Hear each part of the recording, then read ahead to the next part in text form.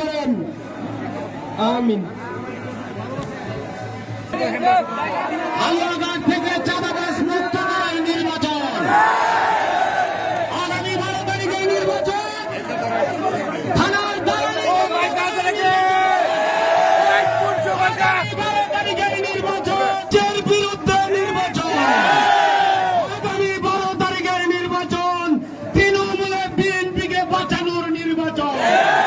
সংগ্রামী সাথী বন্ধুরা, আমি দলের ভাইস চেয়ারম্যান জনাব তারেক রহমানের উদ্দেশ্যে বলতে চাই, প্রিয় নেতা, আপনি আপনার টিমের মাধ্যমে আপনি তদন্ত করে দেখেন তৃণমূলকে কিভাবে তছনছ করে ফেলেছে আপনার দলকে।